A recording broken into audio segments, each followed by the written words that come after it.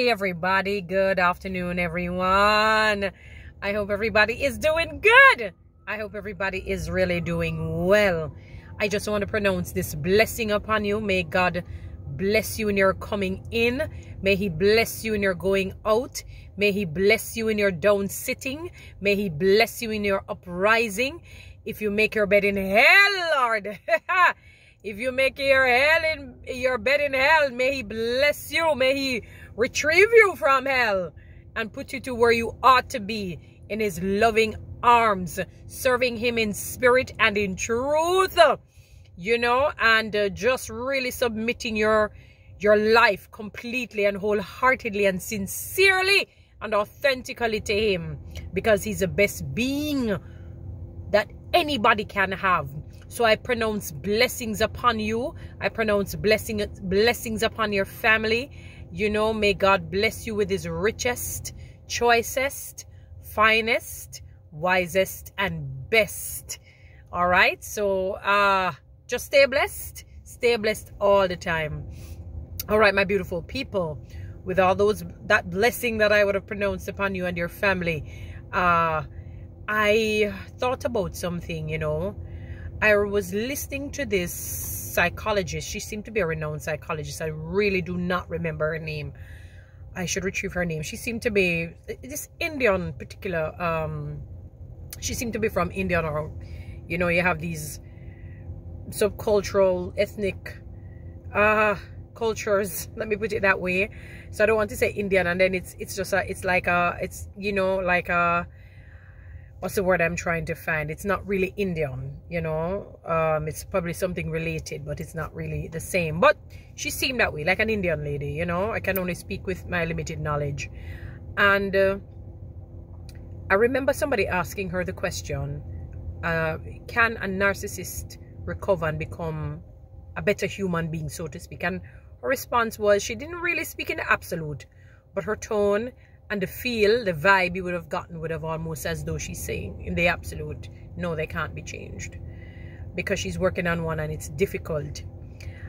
And I thought about that and I said to myself, you know, truly, you know, many of us are really the consummate narcissist.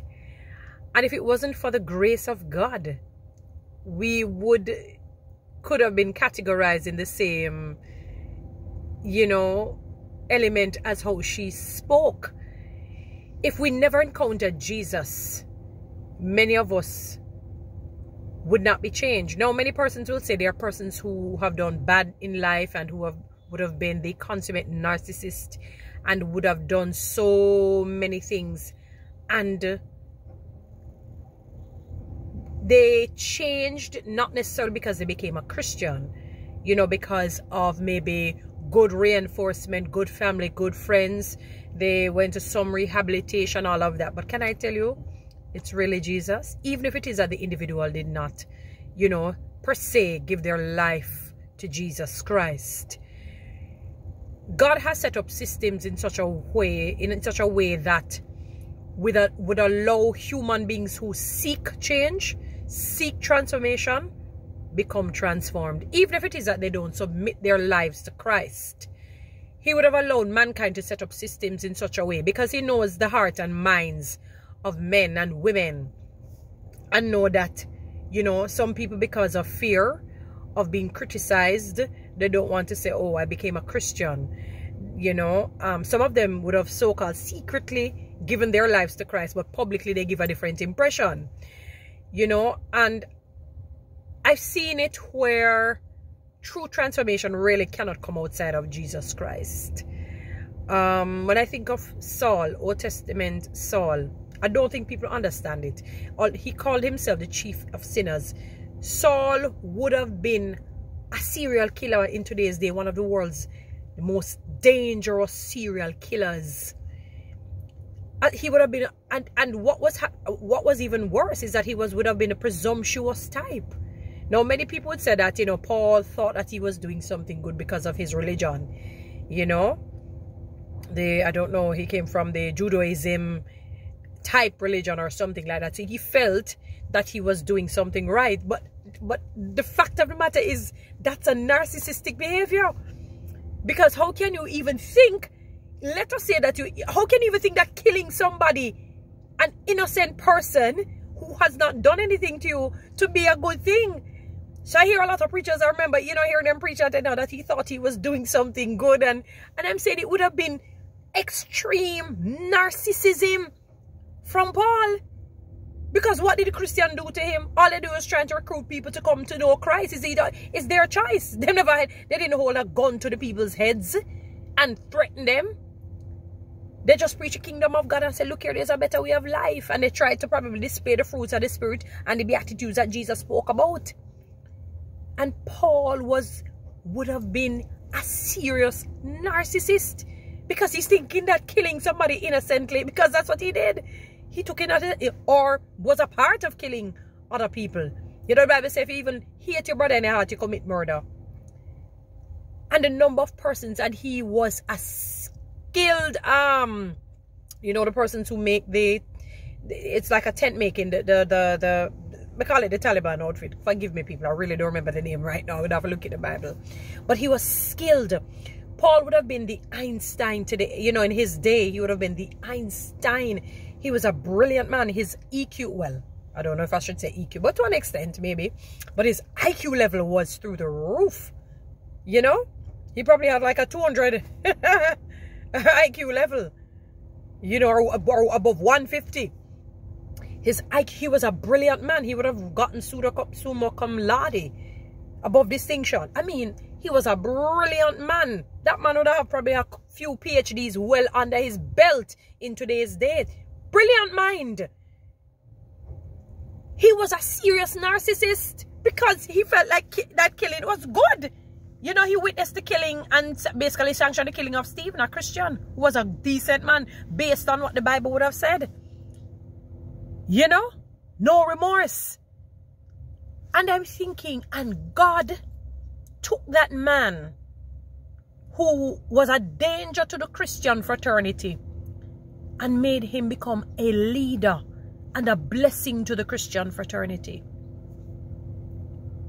People, don't be quick to give up on others. Pray for people.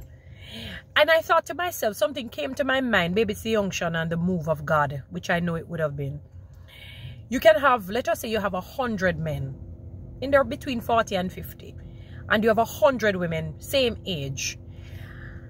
And out of the 100, you probably have 85 to 90 of the men or women being narcissists. Which would have leave us with about 15 to 10 persons being fairly okay, because we're not perfect beings. Then let us change up the whole of that now. So you have 85, no, let's not change it up yet. So you have 85 men. We're going to start with the men first. 85 to 90 men being narcissists. So the other 100 women, so between 85 to 90 women would be in serious problems dating these men or getting married to these men. Because remember, the ultimate narcissist is somebody who is just extremely self-centered. That's just a basic understanding of what a narcissist is. He would have been extremely self-centered. It's about himself. So whatever he does would be about himself. So those 80 women would really not stand a chance of finding a good man. They really would not. Because what happened now, there is a narrative that is preached that the narcissist cannot change. There's a narrative that's preached. Once you come across and just dump him, get rid of him. He's bad luck, he's a curse, and bring crosses to your life. And the flip side could be so. You could have 80 women, 100 women, 80 to 85 to 90 being the consummate narcissist. So men now, would go without having a decent woman in his life. Huh? And we sit down and we run with the narrative. Get rid of them. That's a basic thing. Get rid of them. As opposed to pray for them so that they can change. Just as how Saul, the consummate narcissist, became the consummate Christian. Solid man of God. A man after God's own heart. God transformed him Think about your own self. Just think about yourself. Think about yourself sincerely now. Because you know your thoughts. You know the kind of personality that you have. You know your character. There's one thing with us as people. We know ourselves. If we sit and we deeply think about ourselves, do some introspections and do some reflections and even retrospection, we would see that God has forgiven us for some things, some serious things that we have done that would have really, we should have been bunched up under the whole narcissistic type individual. There are some psychologists who actually believe that we all have traits of narcissism in us. Maybe there's some truth to it because we're not perfect beings. And I'm thinking, what if God were to give up on us? What if God were to give up on us? Can you imagine that? God just gave up on us, especially if we just do the first wrong. People, don't be quick to give up on people. No, don't get me wrong. You might have somebody who is a pedophile, somebody who is a murderer, a rapist. I mean, I don't want to necessarily go to the extreme. Somebody is just highly self-centered and treat women badly. Maybe they're verbally abusive, you know, because they're broken individuals. All of those that I mentioned, these are broken individuals. All narcissistic individuals, rapists, because they feel entitled to, because maybe something happened when they were younger. Maybe there's a screw was missing, and there are things called generational curses that end up passing down to these people.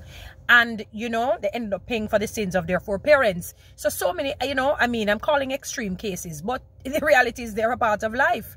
The rapists, the pedophiles, the murderers, people who are extremely self-centered and speak to women with disrespect. If you're to trace trace back their ancestry and go back to their childhood and their family, their family lineage, chances are you would see that some auntie, uncle, mother, father, a few cousins were of the same type behavior and character. You would check, if you check how they were grown up. People feel say you only have to get kicked up and boxed up and verbal abuse and physical abuse. Not necessarily so. I mean, there is this pastor. I should have gotten his name and I'm gonna look him up again. He was interviewing a guy who dubbed himself as a Satanist, and for some reason I said, let me listen to this interview. And I was listening to him, and funny enough, I remember hearing him talk about he hates homosexuality, not on the basis of how Christian viewed. He just thought it was disgusting and sickening, and I said, strange, because if you serve the devil, you just do everything that is, in congruence with what he subscribes to. And I said to myself, I'm going to research this Satanist guy. For some reason I said, let me do it. And I found, his autobiography. I don't remember his name. And when I read up on him, it said basically that his parents allowed him to do from he was a child anything he wanted to do.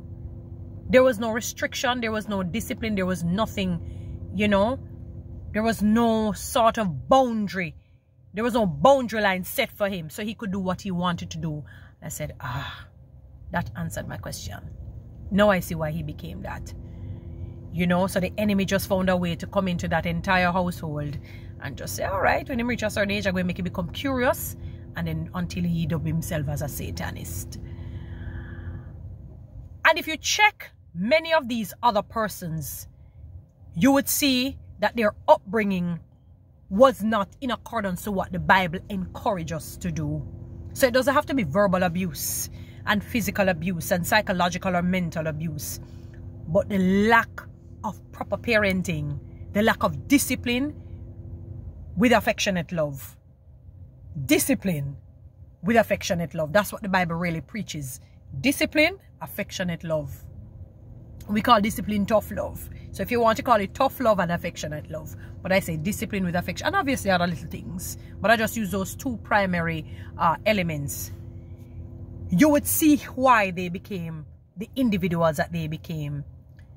I think in every human being deeply, they really want to be good people, but something just becomes awry and just go astray, and then the mind gets warped and everything goes downhill.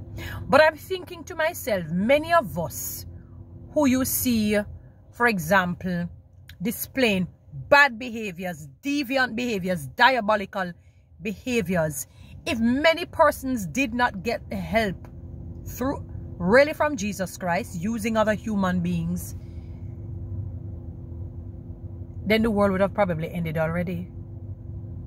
The world would have probably ended already, because we have all fallen short and come short of the glory of God. We've all, every last human being. And if it was not for the grace of God and the mercy of God to give us maybe a semblance of good parenting to an extent, some of us not necessarily so, some of us come from dysfunctional homes, but because of the grace of God, whether you believe it or not, whether you're a Christian or not, if it wasn't for the grace of God, we would have been the consummate proper narcissist and probably fall into one of those major extreme categories that I mentioned. But because somebody didn't give up on us, somebody did not give up on us, and they caused some human being to not give up on us, here we are today, being social fits to society for the most part. Because, you know, we still need growth in many areas. Sometimes some of us are EQ level, emotional intelligence level is still not there yet. Even IQ. Sometimes we don't think critically. Sometimes we're not mature enough. Sometimes we still have a bitterness and unforgiveness and all of these things. Yes, these things is a part of a narcissistic kind of mentality, you know. Because everything really now centers about self. I was hurt. I was treated badly. I. Yeah. That's the ultimate and the basis of what a narcissist is. It's really extreme self-centeredness and being self-conceited. But somebody did not give up on you.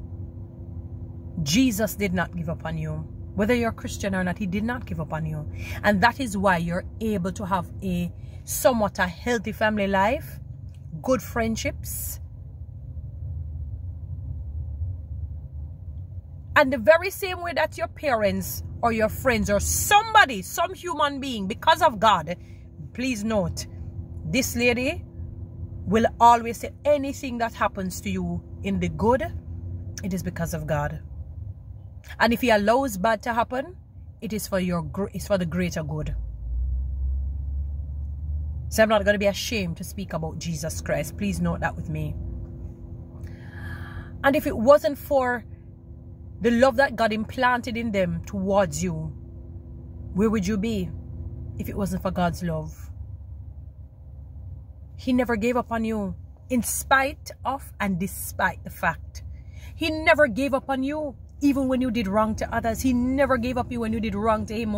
More importantly, he never gave up on you. He gave you chances to become a better human being, and he's still doing that. Paul was a consummate narcissist, and God transformed him. He became the consummate Christian and leader and a godly man. He really was a transformed, not changed.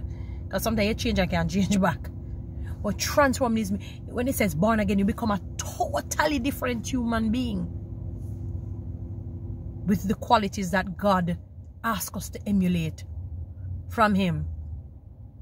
He became that kind of individual because somebody didn't give up on him, even with all of his wrongs. I'm encouraging you, people, be careful sometimes when we talk about people are narcissistic and all of that. And don't get me wrong, you might have people, that's the point I wanted to make. I was trying to remember it. You might have, and I'm going to call it extreme cases, so that I'm going to use them for hyperbole so that you get the point. So you may have the pedophiles, the rapists, the murderers, and the extreme narcissists who verbally and physically abuse, you know, people and all of that. There are moments where you have to kind of separate yourself. Sometimes it's permanent, sometimes it's temporary. You know, it's a case-by-case situation.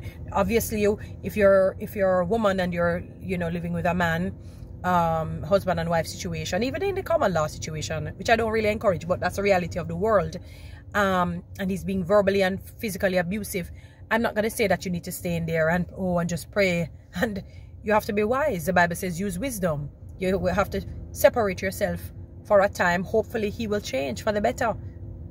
If not, then, you know, you obviously would have to move on. But I'm simply saying that we need to be careful of how we are quick to give up on people. We have to be careful on how we are quick. There is a narrative that is being preached. As you see, narcissists run because he's evil and wicked and his crosses and everything. No, we have to be careful because people, we forget that there is an enemy, an adversary who seek to kill, steal, and to destroy. So sometimes we talk about this person bring bad luck and this person do this and this person does that. We have to be very careful of that. You understand what I'm saying?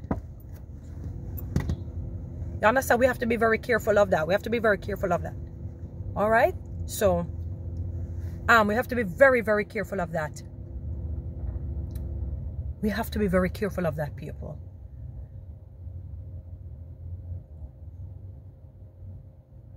We have to be very careful of that. Because God says in Luke 1:37, with God nothing is or ever impossible for him to do.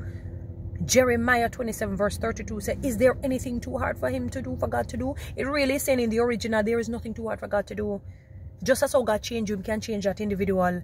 So what I'm saying is pray for people. Let it be an 80-20 rule where they become 80% good, 20% bad. Because you know we're not perfect beings. I've said in layman's term, in just basic term like that. So pray that they are transformed. No matter how bad they are. Don't be quick to give up on them. You might have to, as I said, separate yourself, whether permanently or temporarily, depending on the situation. Because you don't want your mind or your body to be consumed with negativity after negativity after negativity. But don't just separate like that. Pray for the individual. We're not practicing Bible, people. Remember the lady who was caught in the act of adultery? And they were ready to stone her and kill her and all of that and so forth. Because based on the Mosaic law, she would have been deserved to. Although, what happened to the men who should have been caught in the adultery with? And Jesus wrote whatever he wrote in the sand. And say, sin to the widow, think stone her. And every last one of them had to walk away. You see it? When Jesus was at the well with the Samaritan, remember the Samaritans and Jews are against each other, you know. And when she see Matt come talk to her, the woman must say, I wonder if him realize how we might talk to them. The people always not like we and we not like them. And when he told her about himself and him say, you have 5 husbands and the one you're living with is not yours. You know, just change your life, my darling dear. Nobody live them that kind of life there. The love that he showed her even in her sin. And so numerous. The Bible said when Jesus saw the multitude had everybody in it. He had compassion on them.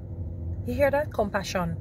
People need to read our Bibles because we have practiced and preached narratives that are not biblical.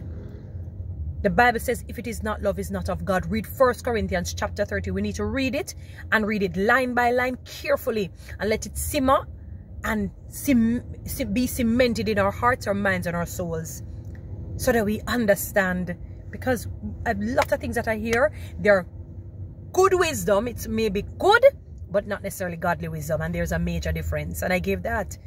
So in the natural, it would be good for you to walk away and run away from the narcissist, but is it godly wisdom? And again, sometimes God will tell you to separate yourself from some people, like some Pharisees and Sadducees, but you still have to pray for people because you don't know who will be the changed one, who will be the transformed one. All right? So my beautiful people, I leave this with you. Just as how God did not give up on you, don't be quick to give up on your children, your mother, your father, your spouse. There are times you may have to separate, as I said, for a little bit or permanently, you know. But pray for them. Pray that God change their hearts, their minds, their souls. And you would see a different world. All right? Love and all. Stay sweet. Walk good. Have a good one.